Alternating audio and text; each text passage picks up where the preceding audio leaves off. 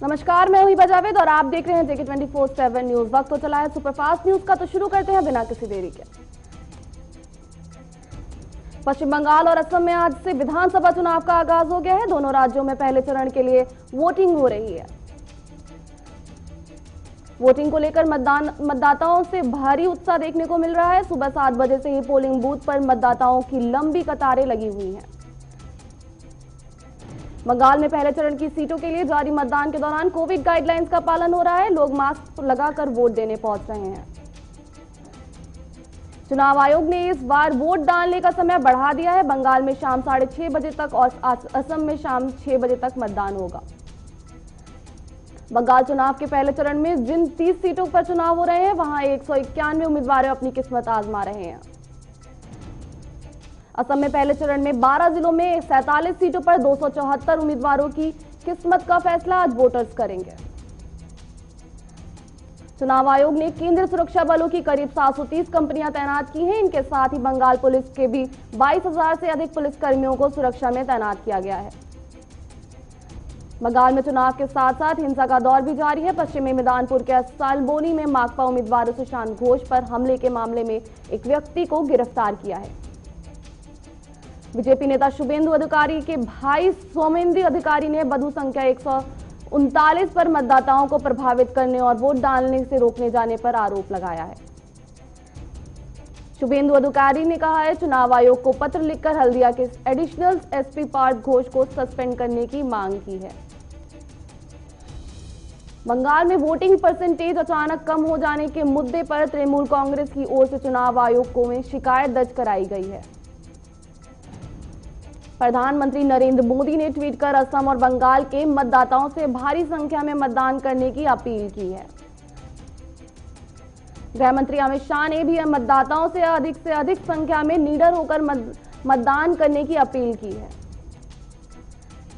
वहीं बंगाल की मुख्यमंत्री ममता बनर्जी ने ट्वीट कर लोगों से अपने लोकतांत्रिक अधिकार का उपयोग कर भारी संख्या में मतदान करने की अपील की है। टीएमसी सांसद डेरेक ओब्रायन ने ट्वीट कर कहा है कि 2 मई को तृणमूल कांग्रेस जीत हासिल करेगी। बंगाल की बेटी बंगाल के गद्दारों को नंदीग्राम के उनके बैकयार्ड में हराएगी।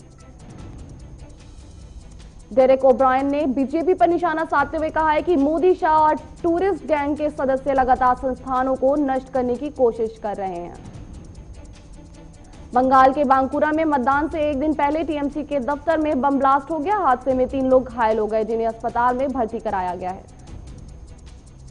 पहले चरण के मतदान के बीच मुख्यमंत्री ममता बनर्जी आज 4 चुनावी सभाओं को संबोधित करेंगी। प्रधानमंत्री नरेंद्र मोदी के बांग्लादेश दौरे का आज दूसरा दिन है। पीएम मोदी ने आज रेश्री काली मंदिर में पूजा अर्चना की। पीएम मोदी ने कहा कि मां काली के चरणों में आने का सौभाग्य मिला है। मां काली विश्व को कोरोना से मुक्त करें।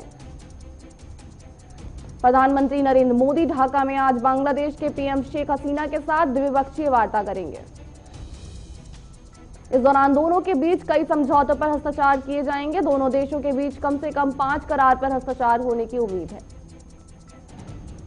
महान क्रिकेटर सचिन तेंदुलकर कोरोना से संक्रमित हो गए हैं। उन्होंने ट्वीट कर इसकी जानकारी दी। तेंदुलकर ने खुद को घर में क्वारंटाइन कर लिया है।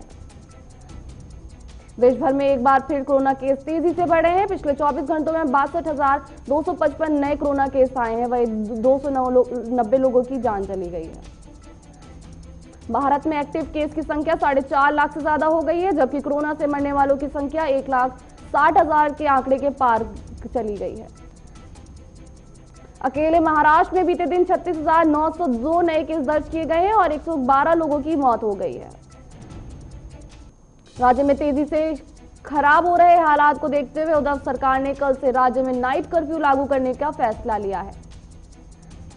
मध्य प्रदेश के 5 और शहरों में विदिशा, उज्जैन, ग्वालियर, नरसिंहपुर और सौंसर में हर रविवार को लॉकडाउन रहेगा। रविवार को लॉकडाउन वाले शहरों की संख्या 12 हो गई है। राजधानी में भी कोरोना की रफ्तार तेजी से बढ़ रही है। पिछले 24 घंटों में कोरोना के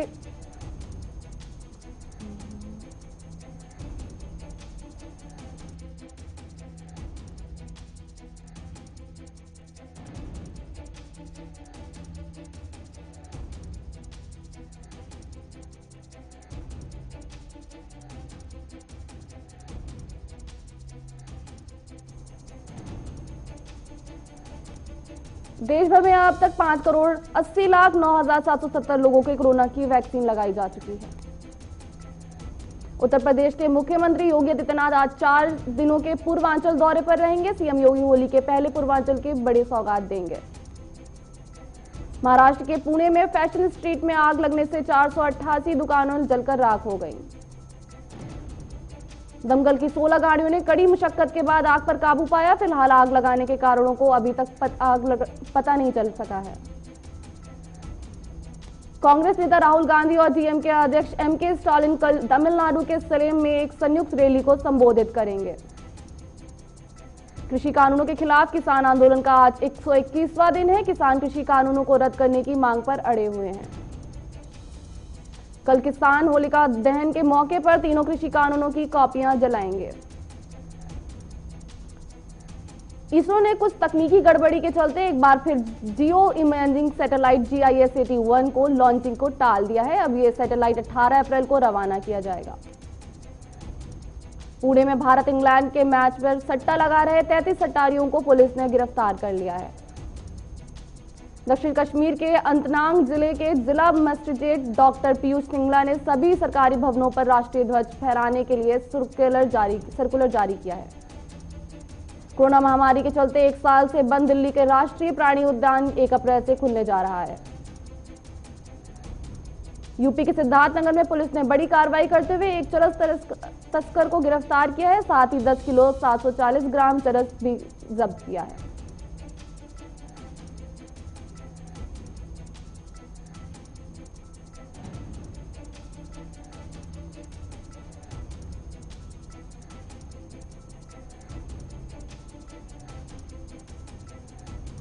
यूपी के सिद्धार्थनगर में भारतीय किसान यूनियन के शिकायत के संगठन ने सैकड़ों की संख्या में रोड से लेकर कलेक्टर परिषद में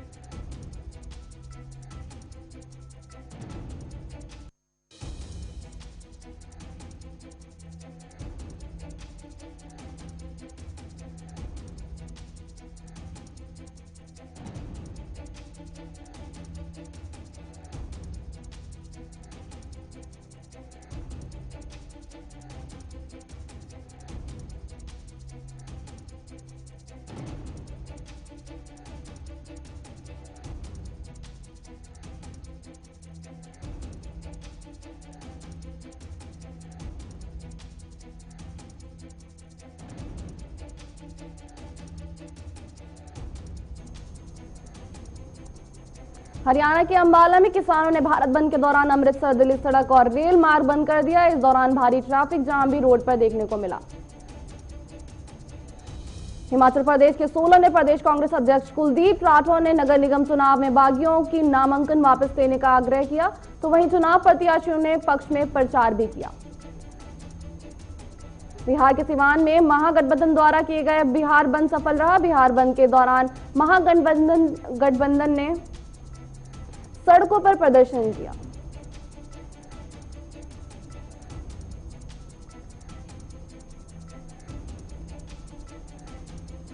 पटना में बिहार विधानसभा में राज्य विधायक की पिटाई, कार्यकर्ताओं पर हुए लाठीचार्ज, बेरोजगारी, महंगाई, किसान बिल के विरोध नेता प्रतिपक्ष तेजस्वी यादव के आग्रह 26 मार्च को कार्यकर्ताओं ने बिहार बंद किया था। मुजफ्फरनगर में किसानों ने विभिन्न मांगों को लेकर धरना प्रदर्शन किया। साथ ही कई स्थानों पर भारतीय किसान यूनियन ने जाम लगाया। हरियाणा के यमुनानगर में नगर निगम से दुकानदारों के मास्क चालान काटने आए कर्मचारियों ने दुकानदारों को धमकाना शुरू कर दिया, जिसके बाद दुकानदारों ने निगम कर्मचारियों के खिलाफ नारेबाजी की। राजस्थान के देई में प्राथमिक स्वास्थ्य केंद्र के क्रमोन्नत करने की मांग को लेकर ग्रामीणों ने विरोध प्रदर्शन कर अपनी मांग रखी। यूपी के बागपत में सांसद सत्यपाल सिंह ने बड़ा बयान देते हुए कहा, पीएम और प्रदेश के सीएम योगी आदित्यनाथ किसानों के खिलाफ कोई भी काम नहीं कर सकते। विपक्षियों को और कोई रास्ता नहीं मिला तो कानूनों के नाम पर किसानों को बहका रहे हैं। कर्नाटक के बसव कल्याण में उपचुनाव को लेकर जेडीएस अध्यक्ष और पूर्व मुख्यमंत्री ने राज्य में किसी तरह के विकास कार्य नहीं होने को लेकर बीजेपी पर पैसों के बलबूते चुनाव जीतने का आरोप लगाया है। कर्नाटक में जमीनी विवाद को लेकर 8 लोगों ने मिलकर ग्राम पंचायत सेक्रेटरी को कत्ल कर फरार हो गए। आरोपियों को एसपी मिथुन कुमार के ग्राम दर्शन में दबोचा है। कर्नाटक के आठवीं ने तहसील के आला अधिकारियों से कोविड जागरूकता अभियान को चलवाया है। इस अभियान में तहसीलदार, पुलिस अधिकारी, स्वास्थ्य अधिकारी, सीआईओ शामिल हुए।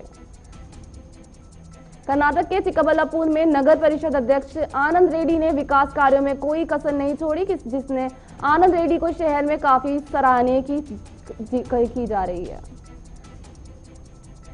यूपी के सिद्धार्थनगर में जमीन विवाद को लेकर एक कलयुगी बेटी ने अपनी मां पर धारदार हथियार से हमला करके घायल किया। पुलिस बेटी की तलाश में जुटी हुई है। यूपी के पीलीभीत में 2 बहनों की मौत की घटना का पुलिस ने खुलासा किया है। मां ने ही अपने बेटों के साथ मिलकर अपनी दोनों बेटियों को गला दबाकर हत्या की थी। मुजफ्फरनगर में जैन महाविद्यालय के लोकार्पण और वार्षिकोत्सव में राज्यपाल भगत सिंह कोश्यारी शामिल हुए। बीजेपी नेताओं सहित समाज सेवियों ने जोरदार स्वागत किया। हरियाणा के उप मुख्यमंत्री दुष्यंत चौटाला ने पंचायती राज संस्थाओं में अनुकरणीय और उत्कृष्ट कार्य करने वाली महिला जनप्रतिनिधियों की सफलता की कहानी दर्शन वाली एक पुस्तिका प्रकाशित की है। चंडीगढ़ में हरियाणा विधानसभा परिसर में मुख्यमंत्री मनोहर लाल खट्टर के घेराव के मामले में हरियाणा पुलिस की डीजीपी मनोज यादव ने स्पीकर ज्ञान चंद गुप्ता को 11 पेज की रिपोर्ट सौंपी। हरियाणा के फरीदाबाद में जिला शिक्षा अधिकारी और private school Ballabhgarh association corona के काल में बच्चों को जागरूक करेंगे।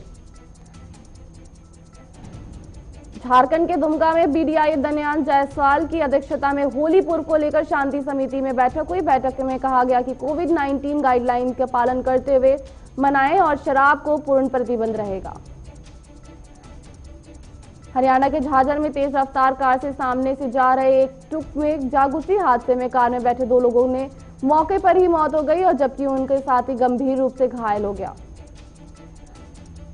जोधपुर में होली और शबे बारात पर कोरोना महामारी गाइडलाइन का पालन करने वाले आपसी भाईचारे सौंदर्य के भावना बनाए रखने के लिए सीएलजी सदस्यों की मीटिंग का आयोजन किया गया। रामनगरी अयोध्या में राम मंदिर निर्माण शुरू हो गया है। इसी क्रम में होली के उल्लास रंग गुलाल खेलते साधु संत करतब दिखाते और गाजे की धुन झूमते मंदिरों में दिखाई दिया। राजस्थान के हिंजोली में टोल प्लाजा के पास अज्ञात कार चालक एक साइकिल सवार को टक्कर मारकर मौके पर फरार हो गया। पुलिस मामले की जांच कर रही है। राजस्थान के लाखेरी में रेलवे क्रॉसिंग के समीप टेलर की चपेट में आने से बाइक सवार महिला गंभीर घायल हो गई। घायल महिला को कोटा रेफर कर दिया गया है। राजस्थान के करौली में सामाजिक न्याय और अधिकारिता विभाग द्वारा संचालित नवजीवन योजना कृत परीक्षण कर महिला अधिकारिता विभाग सामाजिक न्याय अधिकारिता विभाग की सहायक निदेशक ने औचक निरीक्षण किया। राजस्थान के दौसा में कोरोना महामारी के दिनों दिन बढ़ रहे हैं। पॉजिटिव केस को लेकर प्रशासन अलर्ट हो गया है। पुलिस ने बिना मास्क के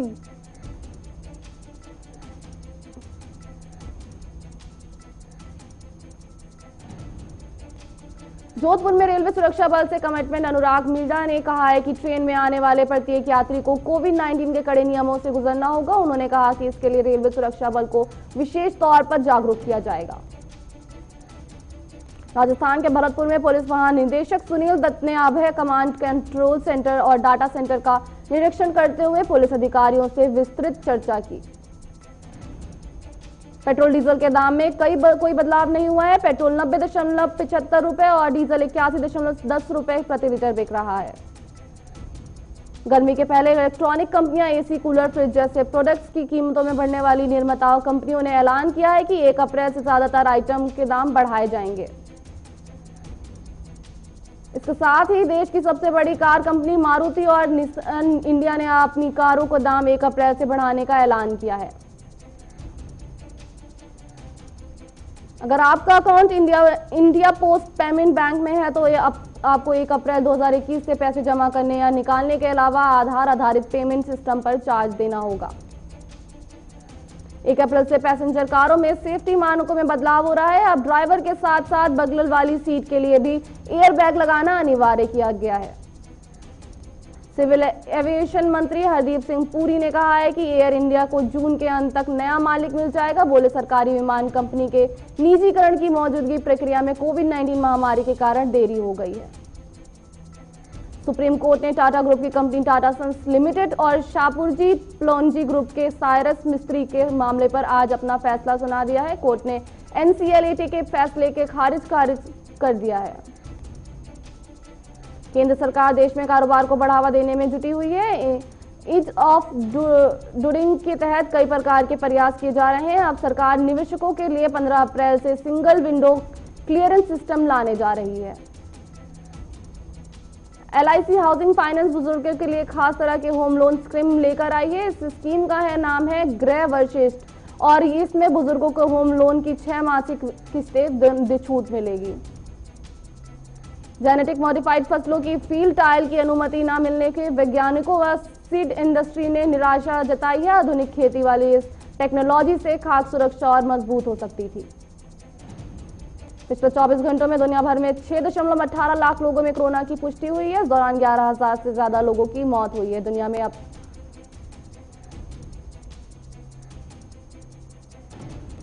वही 10.21 करोड़ लोग रिकवर हुए हैं और 27.75 लाख लोगों की मौत हो चुकी है। फिलहाल 2.17 करोड़ मरीज कोरोना से जंग लड़ रहे हैं। ब्राजील में बीते 24 घंटों में कोरोना के 82,555 मामले सामने आए हैं। इस दौरान 3,600 लोगों की मौत भी हो गई है। इटली सरकार उन हेल्थ केयर वर्कर्स के खिलाफ एक्शन लेने की तैयारी में है जिन्होंने कोरोना के खिलाफ वैक्सीनेशन में हिस्सा लेने से मना कर दिया है। राष्ट्रपति जो बाइडेन ने कोरोना के खिलाफ वैक्सीनेशन की रफ्तार को और बढ़ाने का लक्ष्य तय किया है। उन्होंने कहा है कि वे चाहते हैं कि उनके कार्यालय के पहले 100 दिनों से 20 करोड़ लोगों को कोरोना टीका लगाया जाए। संयुक्त राष्ट्र ने कहा है कि भारत ने बढ़ते कोरोना संक्रमण से दुनिया के गरीब देशों में वैक्सीन की करीब 9 करोड़ डोज की डिलीवरी प्रभावित हुई है। दक्षिणी मिस्र में 2 ट्रेनों की आमने सामने की टक्कर हो गई जिसमें 32 लोगों की मौत हो गई और 66 लोग घायल हो गए। पाकिस्तान ने परमाणु हथियार ले जाने में सतह कर मार करने वाली बैलिस्टिक मिसाइल शाहीन 1A के सफलतापूर्वक परीक्षण किया है। पाकिस्तानी सेना ने इसकी जानकारी दी है। अमेरिकी राष्ट्रपति जो बाइडेन ने वैश्विक जलवायु चर्चा के लिए दुनिया के 40 नेताओं को आमंत्रित किया है जिसमें भारत के प्रधानमंत्री नरेंद्र मोदी भी शामिल हैं। म्यांमार के सुरक्षा बलों ने तख्ता पलट का विरोध कर रहे प्रदर्शनकारियों पर फिर फायरिंग की। इसमें 3 लोगों की मौत हो गई। सैन्य ने तख्ता पलट के खिलाफ शुरू विरोध प्रदर्शनों में अब तक 300 से ज्यादा लोगों की मौत हो चुकी है। रामचरण ने अपने किरदार अल्लूरी सीताराम राजू की झलक सोशल मीडिया पर शेयर की है। पोस्टर पर रामचरण एक पौराणिकता योद्धा के अंदाज के आकाश की धनुष पर बाण का संधान करते हुए दिख रहे हैं। फिल्म निर्माता और निर्देशक अनुराग कश्यप की बेटी आलिया कश्यप ने सोशल मीडिया पर एक नई फोटो शेयर की है। इसमें उन्हें पोस्ट करते हुए देखा जा सकता है। ऋतिक रोशन ने अपनी आगामी फिल्म साइन कर ली है। वह फिल्म विक्रम वेदा की हिंदी रीमेक में नजर आएंगे। वह पिछले 2 महीनों से भूमिका में की तैयारी कर रहे हैं।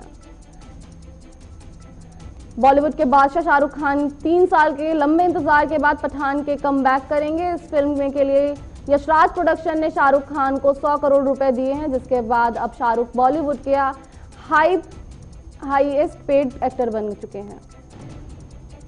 कंगना रनौत अपकमिंग फिल्म तेजस की शूटिंग के लिए जैसलमेर रवाना हो गई हैं। एक्ट्रेस ने इस बात की जानकारी सोशल मीडिया पर दी है। भारतीय टीम को इंग्लैंड के खिलाफ 3 मैचों के वनडे सीरीज के दूसरे मुकाबले में करारी हार मिली है। इंग्लैंड ने इंडिया को 6 विकेट से हरा सीरीज 1-1 से बराबर कर ली है। ऋषभ पंत ने एक पारी से सबसे ज्यादा स्ट्राइक रेट में 75 से अधिक रन बनाने के रिकॉर्ड बनाया है। इस मामले में उन्होंने कोहली को पीछे छोड़ दिया है। इंग्लैंड के ऑलराउंडर बेन स्टोक्स ने भारत के खिलाफ दूसरे वनडे में गेंद को चमकाने के लिए लार लगाते हुए देखे गए। ये भारत दौरे पर दूसरी बार है जब वो ऐसा करते हुए देखे गए हैं। इंग्लैंड के खिलाफ दूसरे वनडे में लोकेश राहुल ने करियर का 5वां शतक लगाया। सेंचुरी लगाने के बाद राहुल ने दोनों कान, आंख और मुंह बंद कर सेलिब्रेट किया। उनके जश्न मनाने के तरीके से लग रहा था कि वे बुरा मत सुनो, बुरा मत देखो और बुरा मत कहो वाले स्टाइल में सेलिब्रेट कर रहे हैं। तो आज के लिए टॉप 100 में इतना ही और बड़ी खबरों के लिए बने रहे हमारे साथ। धन्यवाद। खबरों से अपडेट रहने के लिए JQ24/7 न्यूज के YouTube चैनल को आज ही सब्सक्राइब करें और हमारे Facebook पेज को भी अभी फॉलो करें।